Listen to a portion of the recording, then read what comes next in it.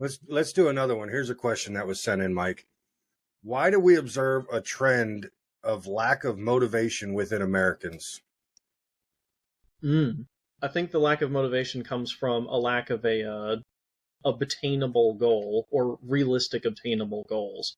Like Americans need a sense of progression to have a sense of motivation, but if the only motivation you have to going to work is just barely maintaining yourself, that's kind of not enough of a motivation for some people. I've heard the term the juice just isn't worth the squeeze, or the like a if you're leading a donkey with a carrot on the stick, eventually you have to give them the carrot at some point. But if you're just leading them and leading them and leading them, eventually they're just going to lose interest.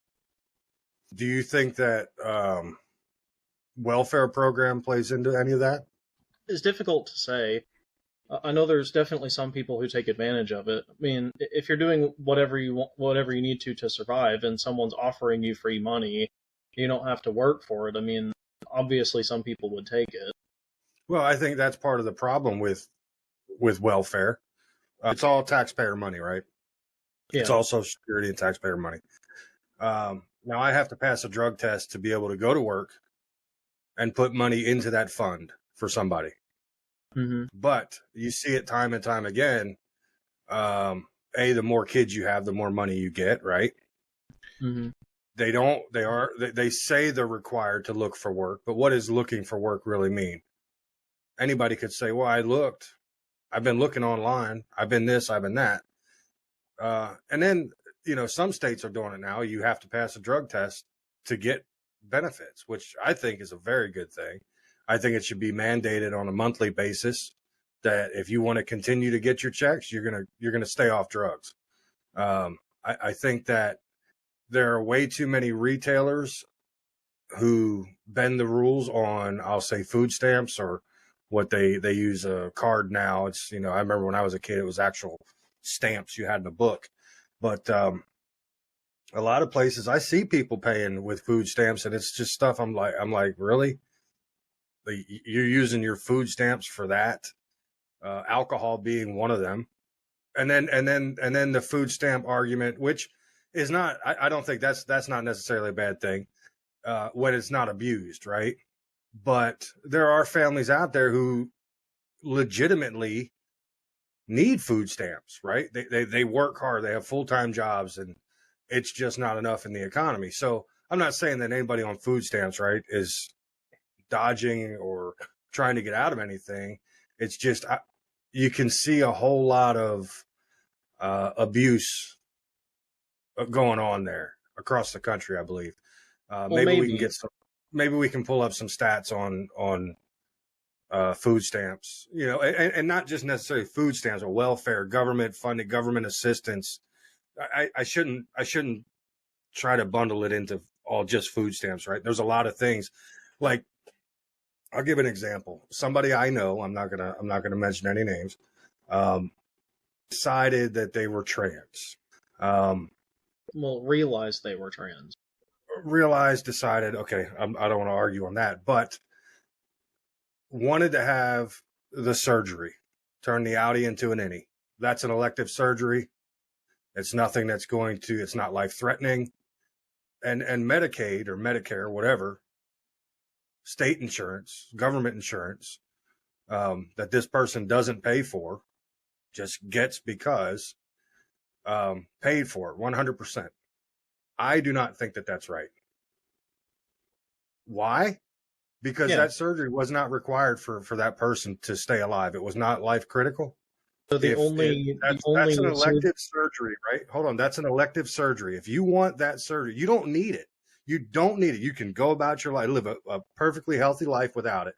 If you want to have that surgery done, pay for it, or you pay for insurance that's willing to say, yes, we'll cover this, and here's your copay, right? Things that's not what Medicare and Medicaid are for. And I find it honestly, it's wrong in my opinion that would be paid for at no cost. Now, if it was a before we surgery go that was too far, required, going okay, back to your point before we kind of go off on a tangent, Are you Yeah, yeah. making the argument that the only surgery that should be covered by Medicare or Medicaid or whatever it is ones that would directly save someone's life? I'm not saying ones that would directly save someone's life, but ones that are, I should almost say, required to maintain good health. Okay. Well, Right? for some people that actually That's does help them maintain their health. well, I don't really want to get into that whole side of things right now, but if this person wanted to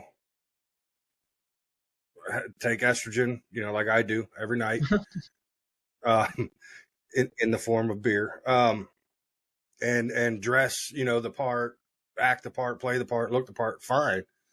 This is one thing you're changing. I don't think that should be paid for with government money. Well, I to be just, I, fair, I don't. I'll stand firm. I think personally, healthcare should be treated on par with police and fire department services. You're still utilizing someone else's skill and someone else's labor that's funded by taxes, but in my opinion, I think that medical care is as necessary as things like infrastructure or emergency services. I Like mean, America is one of the last countries that it still has privatized healthcare, and that's part of the reason why it's so expensive. Not just oh, like not just expensive because medical care is expensive, but needlessly expensive because some companies have a monopoly on everything. Like insulin, for oh, example. no doubt, Like dude, no insulin is. doubt. Oh, sorry. Go ahead. America's medical and medicine system is screwed, absolutely screwed by privatizing. Like There's no doubt in that. There's no I doubt. was pre-diabetic, beginnings of type 2 diabetic about a year ago. Since then, I've had my own medical whatever. But insulin, the person that first synthesized insulin, because they used to have to extract it from pigs, and then they just have to hope that the human body could accept it. When we found out how to synthesize insulin, the person who figured it out wanted insulin to be free because it's a hormone that your body makes. They just had to find out a way to reproduce it. Uh, Unfortunately, it wasn't free, and they found they could make like a month's supply of insulin for like $1 or two, like pennies on the dollar, like very, Hmm. very cheap. But if I wanted to go get insulin without insurance, it's like $700 or $800 a month. And Oh, I believe it. for people that are type 1 diabetic, not type 2, the kind that's genetic that you're born with, that you have to deal with your whole life, or your body doesn't make any insulin at all, you have to have insulin shots or you die. And if we were living in a system where we had healthcare that was provided for the government, the people that were buying insulin would never have to worry about medical insurance. They'd never have to worry about buying insulin or anything like that. But because it's privatized, we're kind of at the mercy of either medical insurance companies or hospitals. No, and I agree with you. I mean, we're screwed. I know that. But again, this is not, in my opinion, this is not a procedure that's required. Therefore, Well, if according you to want the it done, opinions of health caregivers, for some people it is absolutely necessary. well, I'll tell you what, we can talk about this at a later time, because I know you and I have different views on that, and I'm not opposed to having the conversation, but I think we need to stay on track. Um, Sure, I, kind of I kind of derailed. I kind of derailed us on that, getting into that. But I think the fact that the government, in my eyes, gives a lot of handouts that they shouldn't is one reason why we have a lack of motivation. Um, I Another, I think could that's a say, small part of it, sure. Like if you didn't have to work, then you wouldn't. But you have to recognize as well, if some of those people did end up getting like a job in their area, which would most likely be a service job, they're going to go to that job and be treated very terribly. Like, when was the last time you went to a restaurant and you didn't hear a cashier getting called a bitch by some Karen? You know, well, like yeah, there's plenty of people who are on food stamps or whatever, or Medicare, or welfare things. There's plenty of people who are on welfare that don't want to get back out into the workforce just because the environment for them is just so awful. well, you know what? Then get a different type of job. I mean, Well, really, you can go to Amazon, right? You don't even have to apply. You can go to Amazon and start work today. Decide when you get paid. You don't have to interact with anybody from the public. I mean, there's so many warehouses and other jobs that people can do. You can't just have a job and go, wow, that sucked. I'm just not going to work. We I all don't think work. the problem You is work. necessarily lazy people. I mean, I'm sure it's some of the problem. I think most of the problem is I'm tired of this shit job, so I'm just not going to do it. Well, you know how you stop getting shit jobs? You get an education, or you get in on a trade where you can learn something and be taught on the job and brought up. And next thing you know, you're a superintendent or you're training guys on the bottom of the totem pole. There it is. Where's the motivation? Where did that motivation for people go? What's the trade-off for having a job? Like I have a full-time job and I enjoy it, but the trade-off is I'm giving up 8 to 10 to 12 hours of my day every day for the past however many years I've been working, like over a decade. Like some people just aren't willing to make that trade-off because to them their time is worth more than that. I'm worth if you don't have shit, if you don't have anything, if you can't afford nothing. Why should Because people have to have stuff? I mean, you gotta have a house to live in, don't you? Or do you want the government to give you a house as well? I mean, if the government will give someone a house and they didn't want to work, I mean, it's more like if the option is there, some people will take it, you know? Of course, and I think some of those options not need to go away, but they need to be regulated more heavily. You can't just give anybody who goes in. And I'll give you an example. And I years ago, before I was married, she was trying to get food stamps. Now, she worked full time, tried to get food stamps, and it got rejected. I said, well, you can try again. She tried again, got rejected. And then she can't, she was very upset. And I said, listen, just check the box on there that says, where it says, your ethnic background. I said, check Hispanic. And she said, well, I'm not Spanish. I said, well, are they going to go back through your lineage and tell you you're not a 0.25%, Spanish? And she said, well, you're right. And she sent it in, and within 48 hours, approved. No questions asked. What that tells me is, here she is working. All the information on that paper is the same, make the same amount of money that she makes, right? And when they come back twice and say, oh, you make too much money, we can't give you food stamps. And then she fills out the paper, the exact same information, exact same numbers, but checks a different box. And they're like, oh, here you go.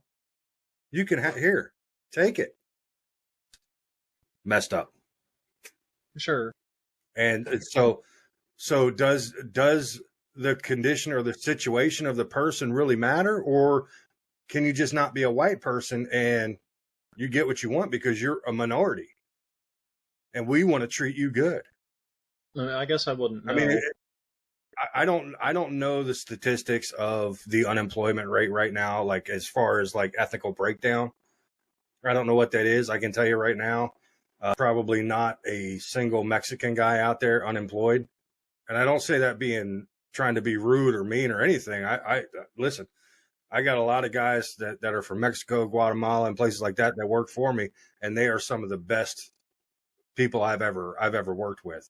But they also have a different work ethic than most Americans, right? They you bust your ass for your family. You do it. You got a family, you got a wife, you got kids. You go to work. That's what you do, and you provide for them and give them more than they even could think about wanting. And so my question again is, where is that motivation? You see so many families out here with kids, they're not working, or only one parent's working when both could be working. Or, it just baffles me that there's no, I guess it was different for me growing up. I was taught you take your ass to work, right? When you graduate high school, you're either working or you're going to college, one or the other, or you're getting out of my house. It's the same for my kids. Now, I don't know how you were raised, but I mean, you're working full time in a profession that you like.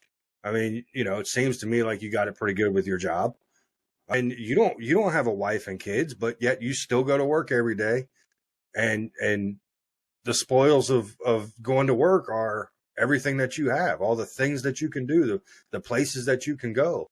So you have ambition, right? You have Because I have a motivation. desire. It's because I have a desire to have I guess, material things. Like I like the apartment that I have. I like having money in the bank. I like being able to go and do the things that I want to do that cost money. But some people just don't have that much of a value on those kinds of things, or maybe not as much value on those things as I have.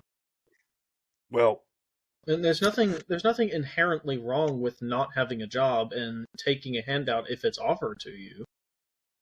I mean, it's well, not what that's the you would thing. choose, I would choose, but it's what they Why are we just offering it? We shouldn't just be offering it.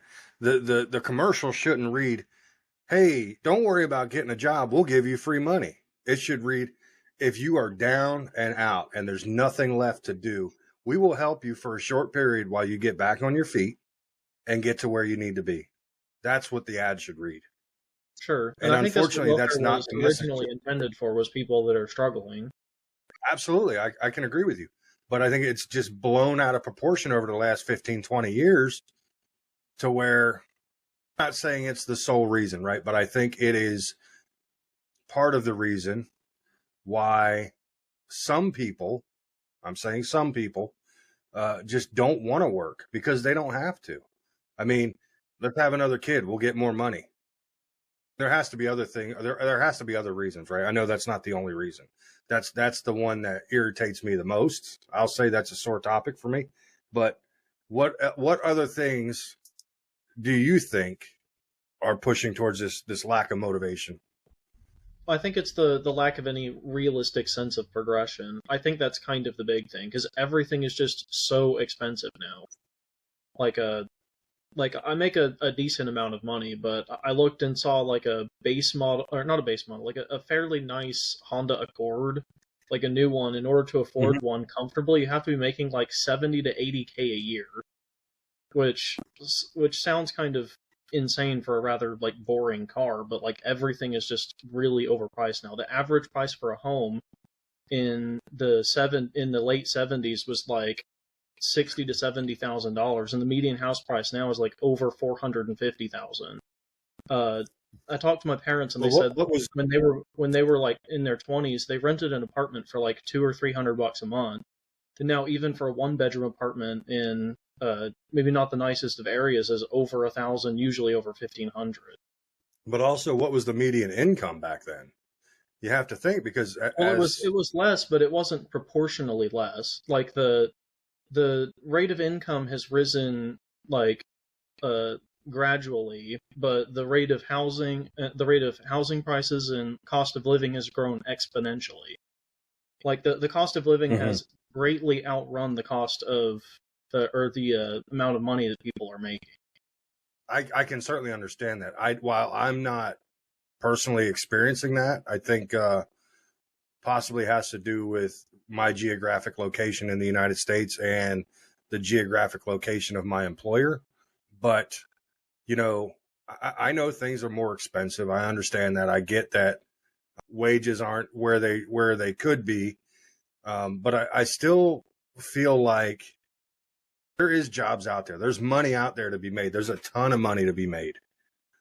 I can't see that the two things that we just discussed could be the only reasons. I mean, I don't know. I feel like there's something we're not seeing or something that, through something in the chat here that the dollar, it used to be backed by gold.